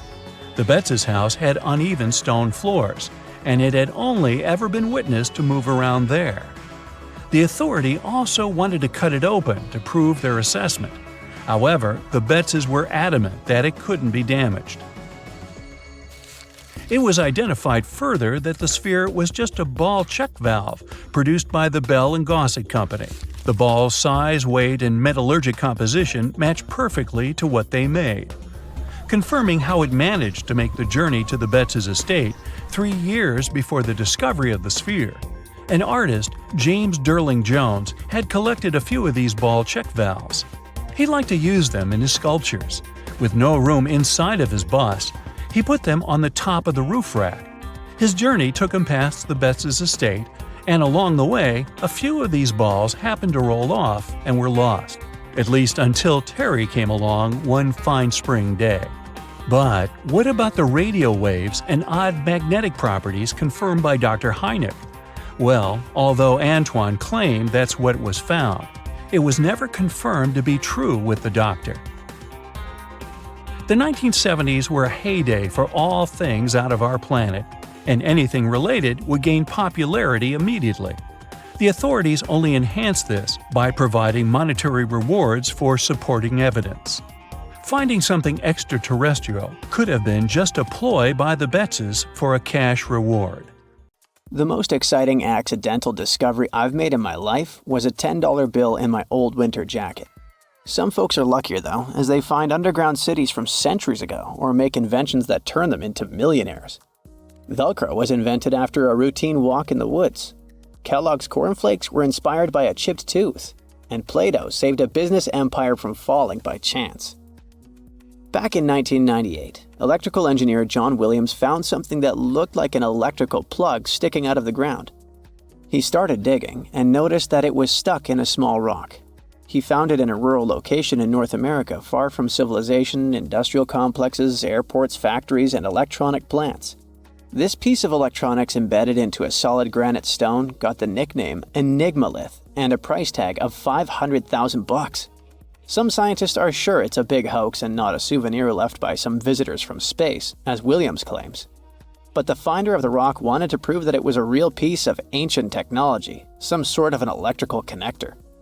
If it's not a hoax, then this little find could be proof that humans, or some other civilization from the past, were way more advanced than we ever thought. They must have managed to invent a way to transmit electricity long before humans in the 19th century. He offered scientists to take a look at this find and establish what it really is without breaking the rock open, but there were no takers. Williams consulted an engineer and a geologist, and both confirmed there were no traces of glue on the electronic component. It hasn't been welded either, so it must be as old as the rock, which is around 100,000 years old, according to geological analysis. Dr. John Kellogg had a philosophy of biological living with regular exercise, massage, plenty of water, zero bad habits, caffeine, and no meat. At the end of the 19th century, he looked over a health institute in Michigan. He once whipped up a mix of flour, oats, and cornmeal. He thought that by baking whole grains at high temps, they'd be easier on the stomach and healthier overall. He baked the mix twice and first made cookies, but a patient chipped a tooth on that version. Then he decided to break it into small pieces. It's hard to pinpoint exactly how Kellogg cornflakes came to be, with so many versions of the story floating around. Kellogg's wife, Ella, and his brother Will both claimed they played a role in creating the flakes, along with several other family members and sanitarium staff. The company lore says that it all went down one night in 1898, when some wheat-based cereal dough was left out too long, fermenting in the process. When rolled out thin, the slightly moldy dough turned into these perfect large thin flakes that got all crispy and yummy in the oven. Over the next few years, Will Kellogg kept tweaking the recipe and realized that corn, not wheat, made even crunchier, tastier flakes. His brand, Kellogg's Corn Flakes, has grown into a multi-billion-dollar company. Swiss engineer George de Mestral once went for a walk with his dog and came back with a concept that would later go to space. Once they got back from the woods, de Mestral noticed that his pants and his dog's fur were covered in the tiny barbs of the cocklebur plant. He examined the burrs under the microscope and noticed that they were shaped like tiny hooks that stuck to loops on clothes and fur. He decided to recreate that natural tech to design an extra strong fastener, one with many practical uses. He was testing different materials for his invention for so many years and finally settled on nylon. He also needed to design a special type of loom that could weave the fibers in the right size, shape, and density. It took de Mestral a total of 14 years until he introduced the world to Velcro, which means velvet and hook in French. De Mestral was hoping his invention would replace the zipper on clothes, but the fashion world found Velcro cheap-looking and unattractive. But NASA didn't think so, and used Velcro for astronaut spacesuits and helmets in the 1960s. Now, Velcro is used everywhere, from footwear to toys to airline seat cushions. Before the middle of the 20th century, most homes were heated with coal. It left soot throughout the house, which was especially visible on wallpapers. Kutal Products was the largest company that sold wallpaper cleaner, but in the 50s, more and more people switched to gas, oil, and electricity, and the sooty buildup problem was mostly solved. The owner of Kutal Products was trying to save his business. Meanwhile, his sister-in-law read that wallpaper cleaner could be used to make holiday decorations. She worked as a nursery school teacher, and modeling clay was pretty hard for her students to handle, so she decided to test this material for molding into different shapes, and it works out just fine. She told her relatives about the discovery and suggested a name for it: Play-Doh. The Kutal company was about to go bankrupt, so it was a great alternative for a new business. Soon enough, Macy's and Marshall Field got interested in the new toy and started selling it. Play-Doh was originally only in one color, white, but soon expanded to red, blue, and yellow. They also made several changes to the original recipe, but the mixture is still mostly the same as when it was used to clean wallpapers. An urban legend says that if you take all the Play-Doh compound ever made and put it through their Fun Factory playset, you'll get a snake that will wrap around the planet 300 times. A man in Turkey was renovating his home when he knocked down a wall in his basement with a sledgehammer. He found a tunnel behind the wall that led to an ancient underground city. The tunnel led to more tunnels and then halls and chambers. It turned out to be a whole underground complex with 18 stories and without a single inhabitant, abandoned a long time ago. It was the city of Derinkuyu, built thousands of years ago, a home for up to 20,000 people. Whoever built it had great skill, and it's rather easy to build tunnels out of the soft rock, but cave-ins are a big risk. None of the floors at Derinkuyu have ever collapsed. The city had a complex ventilation system with over 15,000 shafts. The upper levels had the best ventilation and were used for living and sleeping quarters. The lower levels were mainly used for storage, but they also had a dungeon. In between, there were room for domestic animals, a school, a convent, and small churches. John Martin, a forestry professor, was out exploring a forest in Wisconsin one night. He was shining a UV flashlight up into the canopy to spot lichens, fungi, plants, and frogs that glow under the UV light. Then suddenly, he heard a flying squirrel chirping at a bird feeder, pointed the flashlight at it, and saw it light up pink. The professor told his colleagues about it, and they decided to investigate further. They checked out some flying squirrel skins at museums to see if this pink glow is a common thing among them. It turns out that almost all of the flying squirrel specimens they looked at had the same pink fluorescence. Non-flying squirrels didn't glow at all. Other animals with fluorescence, like puffins and chameleons, glow blue under UV light. The only other mammals with fluorescent fur are around 20 species of opossum. They live in different ecosystems and have different diets. The only thing they have in common with flying squirrels is that they're all active at night. And regular squirrels prefer sunlight. There's enough ultraviolet light in low-light conditions, and nocturnal animals need UV vision. So the pink glow might have to do with nighttime perception and navigation, especially in cold and snowy conditions. Or it could be a way for male flying squirrels to attract prospective mates. It could be a sort of mimicry. Look at these two identical diamonds. You won't see the difference with the unaided eye. Yet your credit card will surely notice it. On the left, it's a 0.9 carat diamond that will cost you somewhere around $5,000. And on the right, you can see a 1 carat diamond with the price starting at $8,000. The difference is only about 0.02 grams, but the price changes a lot. And both of them are tiny, just around 6 millimeters in diameter. Yeah, a carat is not that much. It's a unit of mass that equals 200 milligrams. As for the biggest diamond ever found, it's 3,106 carats and weighs over 600 grams. An average orange weighs about 140 grams, so this diamond is like 4 oranges. It's called the Cullinan diamond, and it was found in South Africa in 1905. It got its name after the name of the mine it was found in. You can't see its full version these days as it was cut into several pieces. In total, it was divided into 9 larger stones and a whole bunch of smaller ones. In early 1905, the cutting of the Cullinan diamond was entrusted to diamond expert Joseph Asher, the head of the Asher Diamond Company in Amsterdam. A team consisting of 3 specialists dedicated 8 months to the task of transforming the large diamond into smaller gemstones, beginning their work in February that year. Initially, the monumental stone was divided into 7 pieces, which were further cut to create 9 large stones, each named Cullinan with a corresponding Roman numeral from 1 to 9. During the first attempt at cutting the Cullinan diamond, Joseph Asher broke the cleaving knife, which had taken 4 days to prepare, without causing any damage to the diamond. A new cleaving knife was then used for the second blow, resulting in the diamond being split into 2 pieces.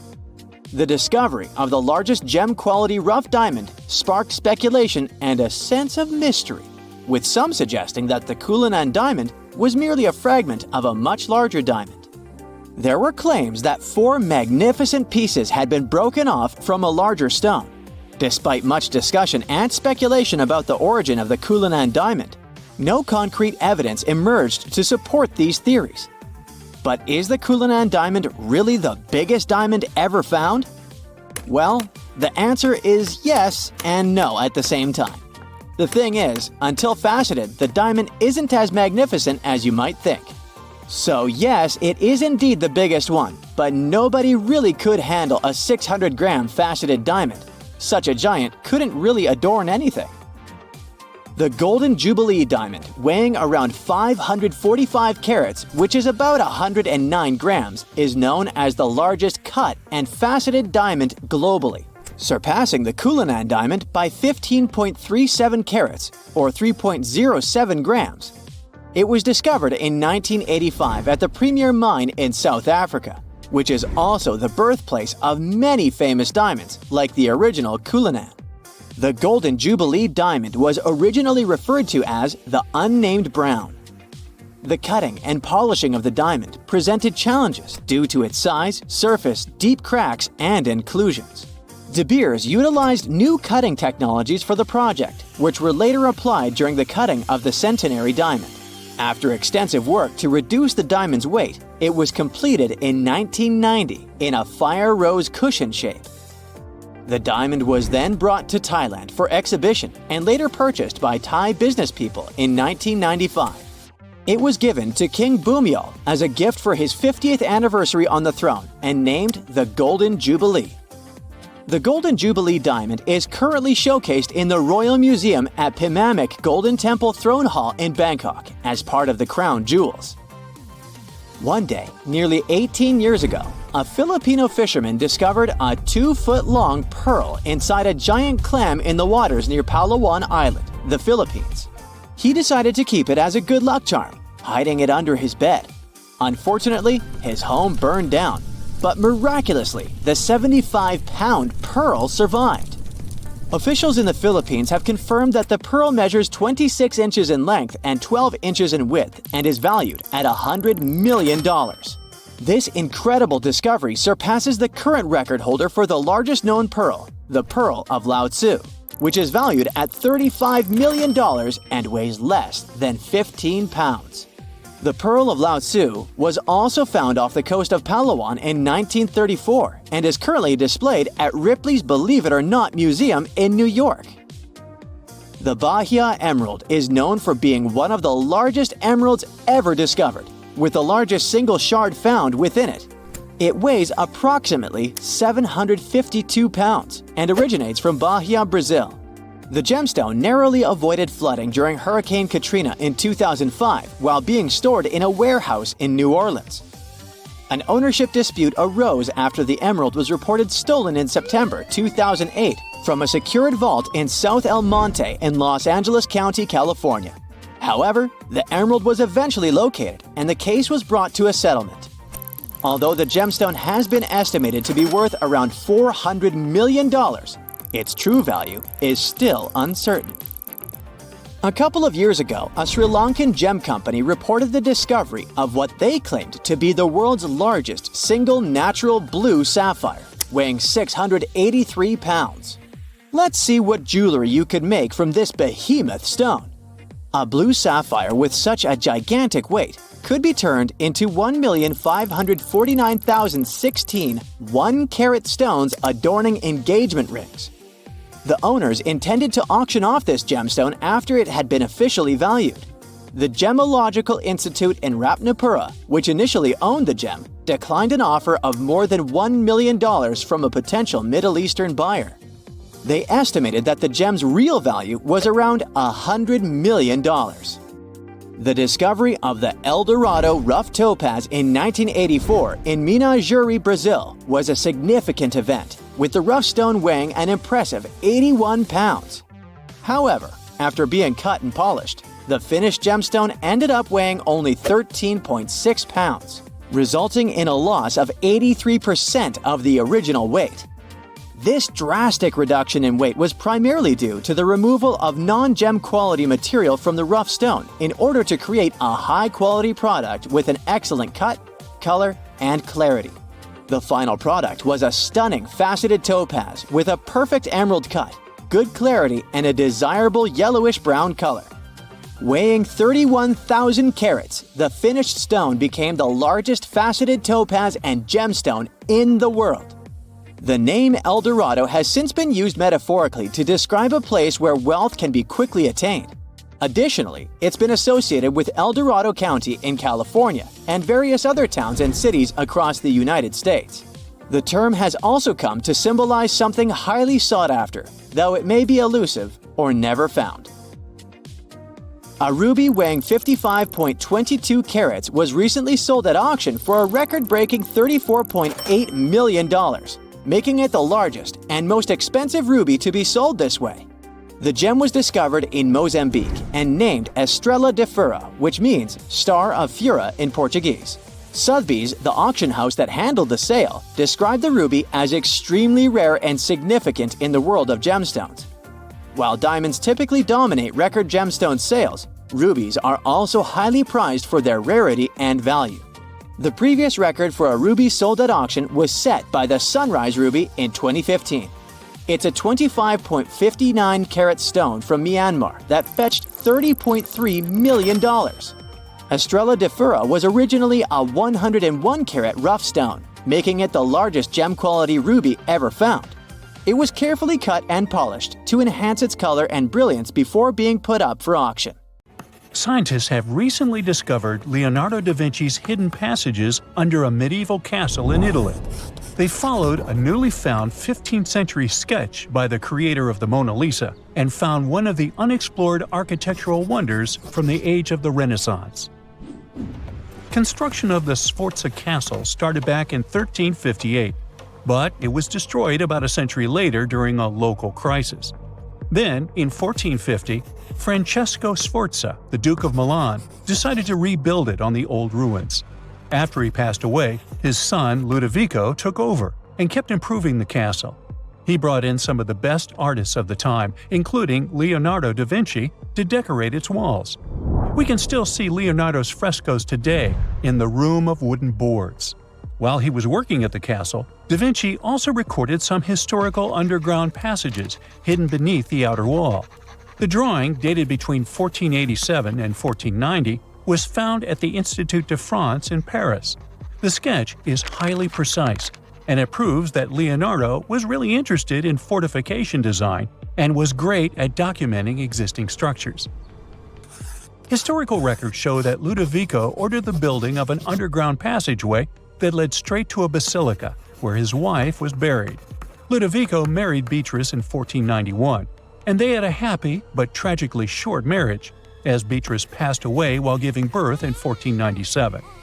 The Duke locked himself away for weeks, grew a beard, and wore only black clothes while he was mourning his beloved wife. The secret tunnel may have stretched over a half a mile and would let Ludovico visit her grave in private. It could have served as an escape route if the castle was ever under siege. The existence of the tunnels remained one of the mysteries of the Renaissance for years, as no one knew for sure they were there. But now, scientists finally uncovered the secret history. They used a combination of ground-penetrating radar and laser scanning to build up an accurate 3D model of all the structures under the castle. They found the tunnels da Vinci alluded to in his drawings, and it looks like they may have only been a small part of a whole system of historical underground passages. The goal is to create a complete digital twin of the castle that will not only show all the preserved constructions, but also the ancient ones that are no longer visible. They also plan to add augmented reality to the virtual paths to let visitors discover Leonardo da Vinci's hidden passages.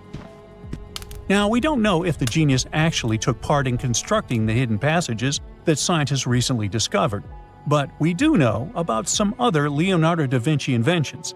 He created the first satellite-like map in 1502, long before photography or satellites were even a concept.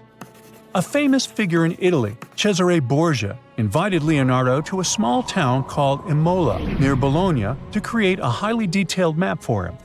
Back then, maps were not very precise, as no one had figured out how to show exact distances on a smaller scale. Instead, people spent a lot of time decorating them with dragons, roses, fancy castles, mountain ranges, flowers, and other artistic details. These maps look more like beautiful paintings meant to be displayed, rather than practical tools for navigation. But Cesare Borgia wanted something truly functional, and Leonardo managed to create something revolutionary in the field of cartography. If you compare satellite images of Imola today with Leonardo's map, the similarities are striking. He captured every alley, curve of the streets, roadways, and even the exact sizes of the buildings.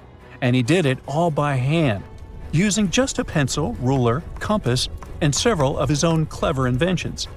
To gather all the necessary data, the genius walked through the streets for weeks using a large wheel that spun as he moved, recording the distance with a cable. Using the magnetic compass, he determined precise directions. He also developed a tool called the bussola, which measured angles inside a circle. With this, he could track the exact turns of each street and the size of the intersections. He figured out the distances between houses and major roads. Then, back at home, he used his notes and calculations to draw the map to scale with incredible precision. In his work, Da Vinci also used a technique developed by Florentine humanist Leon Battista Alberti. He created a mapping method where you could place an entire city inside a circle using polar coordinates. At the center of the city, 8 straight lines met, representing the main directions of a compass. Leonardo used this system to divide the town into 8 sections. He didn't overlook even the smallest buildings, which made his map one of the most advanced of its time. The Italian genius had a big dream to build a machine that could let people fly. He studied how birds, bats, and kites move through the air and designed a special flying machine. He believed that if he could copy their movements, humans might be able to soar like them. Da Vinci's design looked a lot like a bat, with 2 large pointed wings that stretched over 33 feet wide. He planned to build the frame from lightweight pine wood and cover it with raw silk to make it strong but not too heavy. The person flying it would lie on their stomach on a wooden board in the center. To make the wings flap, the pilot had to pedal a crank with their feet, which was connected to a system of rods and pulleys. There was also a hand crank for extra power and even a headpiece to help steer. As the person moved their hands and feet, the wings would flap and twist, just like a bird's. But there was one big problem. Humans aren't strong enough to make the machine lift off the ground. Even though it might have worked once in the air, there was no way for a person to get it flying on their own. Leonardo probably realized this, but his amazing idea still inspired flying machines that came centuries later. Da Vinci was way ahead of his time with many of his inventions, but his idea for a humanoid robot was especially futuristic. He was working under the patronage of the Sforza family, the one that had those ancient tunnels of Italy built. The genius designed a mechanical knight that could move its arms, turn its neck, and even open and close its mouth. Da Vinci had good knowledge of anatomy and the mechanics of body movements that helped him. His unusual creation used an external system of cables. A hand crank set it in motion, and there was also an internal gear-driven mechanism. About 450 years later, Da Vinci's detailed sketches of the robotic knight were rediscovered in the 1950s. Several researchers tried to recreate the robot from those sketches. In 2002, a roboticist who developed systems for NASA and Lockheed Martin took inspiration from the old notes and built a functioning model of Da Vinci's robotic knight. Another design Leonardo created for Duke Sforza was a special kind of bridge that could be taken apart and carried easily. It was made for defense forces who needed to cross rivers or moats while traveling. This bridge would swing across the water and land on the other side. It had wheels and used a rope and pulley system, so it could be set up quickly and packed away just as fast. To keep it steady, it even had a special weight to help balance it. Leonardo wrote in his notes that the bridge was light yet strong, and he designed several bridges like this for the Duke. One of his other designs was a bridge that could be built very quickly, and the defense forces would move across multiple rivers. As scientists continue to study Leonardo da Vinci's hidden passages, they reveal new chapters in human history. Who knows what other unexplored architectural structures they will find?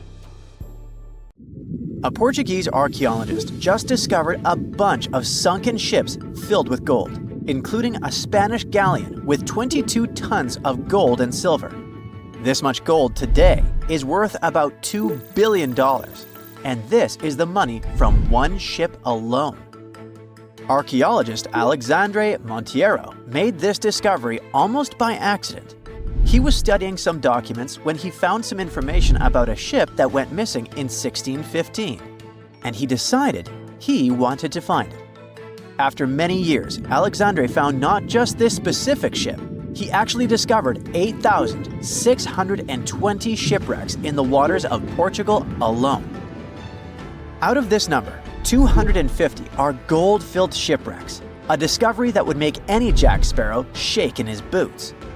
Most of these ships went down for boring reasons like the weather, but sometimes they were destroyed in battles, which may or may not have been super epic. They were carrying gold and other treasures from the New World to Europe. And of course, everyone wanted a share.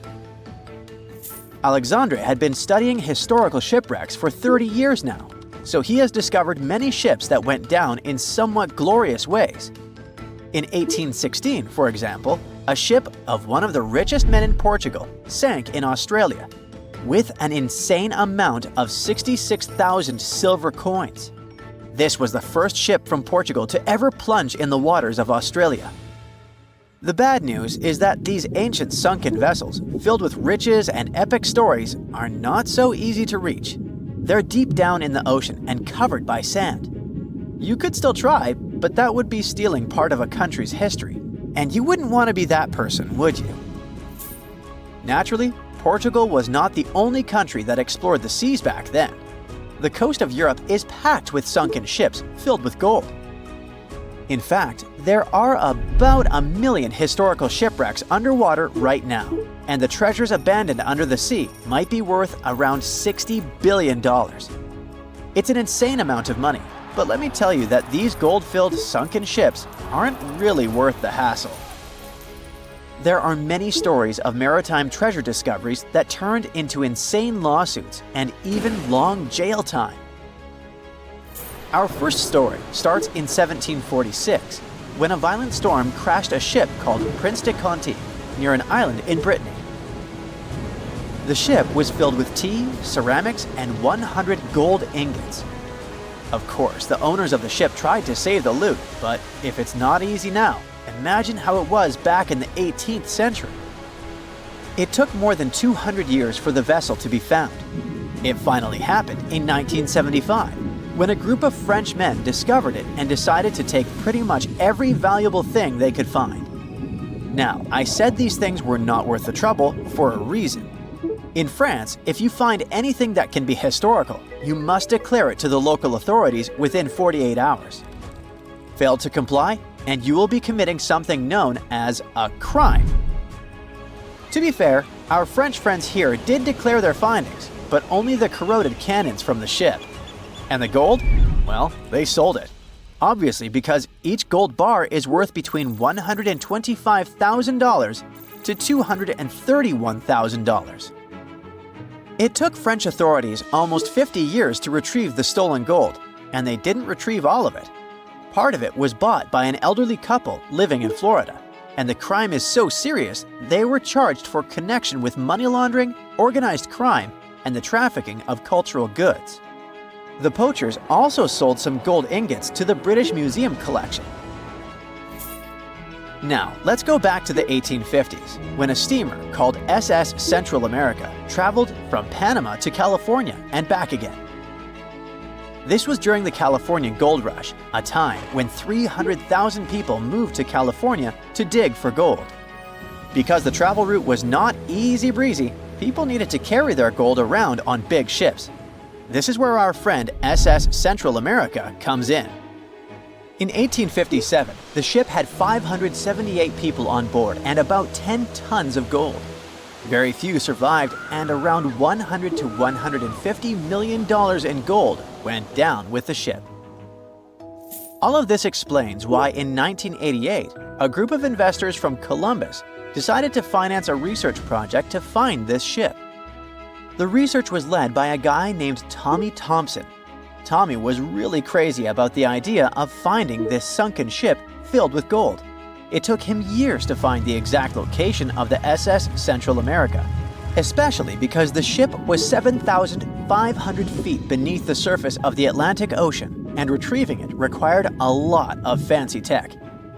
A group of 161 investors paid for his adventure, but it goes without saying that they were not doing this out of love from their hearts. They invested $12.5 million in this project because they were expecting to earn at least 10 times more. But since life is not all sunshine and rainbows, 39 insurance companies sued the research team as soon as they retrieved the gold. Back when the ship was up and running, these companies insured the cargo of the SS Central America, and when the cargo was finally retrieved, more than 100 years later, they wanted to be compensated. They said it was not their job to retrieve it, but that doesn't mean they abandoned it.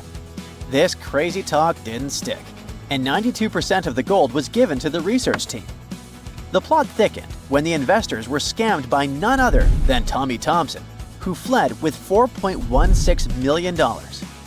He also had 500 gold coins, but he's not telling a soul where they are. Nonsense like this is the reason why most countries have rules to protect cultural properties. And yes, sometimes shipwrecks can be a cultural property. Obviously, there are many maritime treasure discoveries that happen without breaking any laws.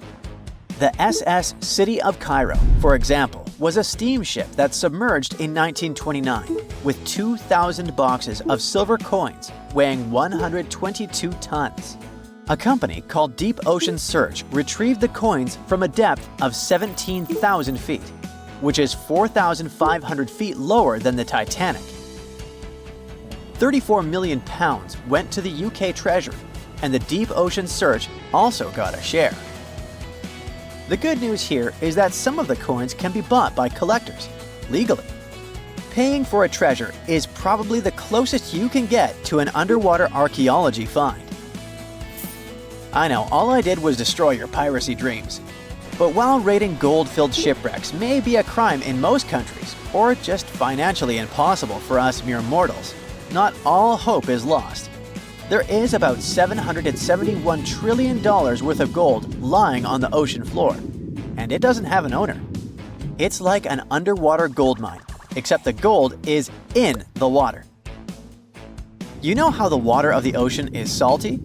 Well, the gold gets mixed with the minerals in the water, so it's not like you stumble upon a gold nugget on the beach. Each liter of ocean water has 13 billionths of a gram of gold, and it's very difficult to extract such tiny particles of gold from the water. But that doesn't mean people haven't tried, and, of course, there's been a scam here too.